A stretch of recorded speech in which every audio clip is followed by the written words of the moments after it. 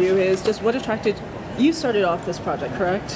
Or did someone pull you into it? No, I received a text message from one of my wrestling luminaries, Tommy Dreamer, and he said there's this guy who's making a documentary about Santa Claus. He's legit, so he let me know he's legit.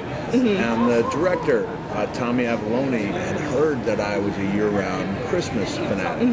And because he was doing a documentary that took a look at the lives of professional people who portray, the iconic image of Santa Claus, he thought I might be interested in actually, giving it a real try. Not doing what I'd done before, which is, put on the beard and entertain troops overseas, or show up as I would just show up at appearances, with the Santa suit, but with no pretense that I was the guy, no white beard. I did it dozens of times, and I was a little bit scared when it got to it, to really be in that position where it's so short, but that's what it is. You're meeting kids, and you're supposed to look good enough to open up their to pass make the them believe. Or pass the mustard. Yeah, but I loved it. I really loved the project, and so much so that I climbed on board several months after filming wrapped as a producer.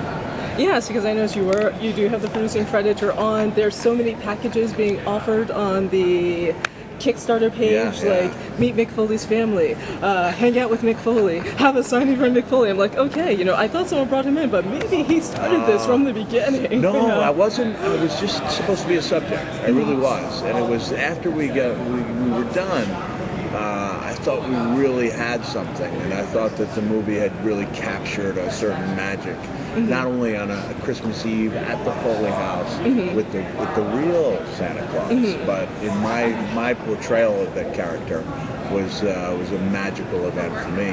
And so I really, not only wanted to make sure that the film was funded and came to fruition, but that I got my nose in there and said, I think it should be done this way. So it really brought me back to my days as a college student when I was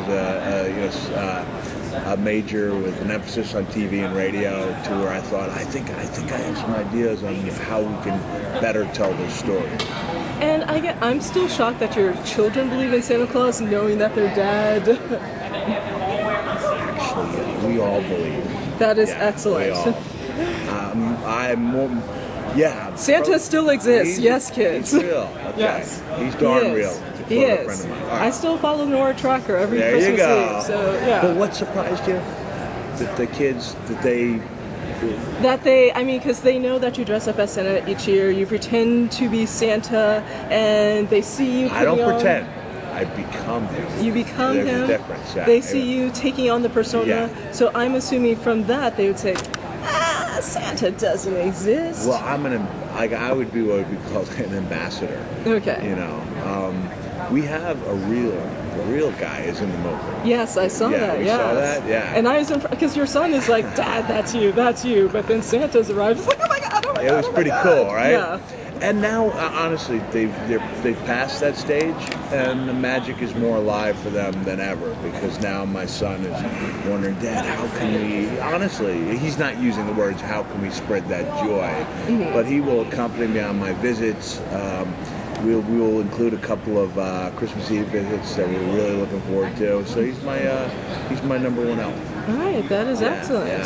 So it was a really nice transition between, I had to say, how do you feel when people use the F word about wrestling? And he goes, well, I tell them it's not, that people work hard. I said, it's the same thing with Santa. Once you find out what really goes into it, that it's not one person, but it's thousands of people making contributions, even people just being a little bit nicer to each other, and the smile that comes over faces, even like when I got on an airplane dressed like this, you have a flight attendant who's just worked an 8-hour shift, she's putting on the phony flight attendant smile, and then she sees this and you get the real smile. They go, Santa in July, aren't you a little early? I said, I think you're a little bit late. So it's definitely a spreader of joy. So how did they find the Santas? Because like Santa Russell, he particularly interested me the most. How did they? And I mean, there's the Santa Bear. We'll get to him later. But how did they find the Santas? Well, Santa Russell is at the moment he's a little concerned because he's only seen the trailer, and I had to respond to him and say, hey, Tommy could have made a dull movie about dull people, and instead he chose to make a really interesting movie about really interesting people, and Santa Russell's definitely one of those guys. So we keep on assuaging him that once he sees it, he's probably going to like it. With that being said, not everyone's going to be happy about it because it's if you make a documentary that pleases everybody, you probably haven't made a very good documentary. And I mean, I liked him because he had a little bit more bite. He's a little bit more realistic. And in the end, it's a very, I think, empathetic look at it. Like I even said, like he's, you might have some laughs at his expense during the movie, but in the ending, he comes off as quite profound. Like I love and I had to battle Tommy.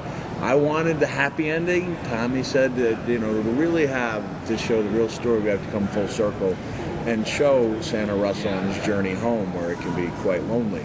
And in the end, I had to be, all right, you were right on that one. That was the best way. And then we agreed that we needed the uplifting conclusion with the outtakes. He has a trailer, and it's okay. He moved out. Yeah. So no, I mean, I actually did like the bite. I kind of expected more because you have the tagline, "You don't know whose lap you're sitting on." I'm like, oh, are they going to? That was one concern, and that was what the Santas were worried about, was that it should have been because it's actually more than you learn. It's the knee, and both hands visible, and I regret if it leads anyone to believe that there are our characters or people portraying Santa are anything but upstanding citizens, because they are. Right, no, and I mean, you did a good job on that, and in the end, I saw what I kind of expected of Santas. They're good people, they have good, they have lives, but at the same time, they're people too, so... Well, there were some people in the community, Christmas Santa community, who were really concerned about showing a kind of tarnished reputation. I'm like, people are always more interesting when you reveal their flaws and then find that they become better despite those flaws. They're, like I said, we weren't interested in making a dull movie about dull people. We were interested in making a good movie about good people who might have a flaw or two. Which is humanity. Yeah. All right. Well, thank you very much. All right. I like your copious note-taking. Seriously. The other guy was just like, so, tell me about your wrestling career. Oh, it's going to be a long interview. Well, I mean, I can look that up. I don't need to. I actually had more, but I'm like, no, let me not keep him here for 500 hours. But yeah. So, thank you for that. And final question, since I'm from Philadelphia, I noticed that you went to a Philly store to get your Pierre's. Yes. Okay, Pierre's. Let me write that down. I have to tell you, Pierre, since you're a Philly person, that was the point in the movie where I was thinking of bowing out, because it was like on my second round trip to Pierre's. That's 6 hours round trip, 7 hours, with traffic. And I was just about to go, I don't really want to do this. And then the moment I was fitted and found myself in that atmosphere, I was like, this is going to be really interesting. And so they did a great job and made me a unique outfit. They did. It was great. It was styling. I'm like, oh, that's a little too styling. But then it, became more traditional. So yeah. All right. Thank you.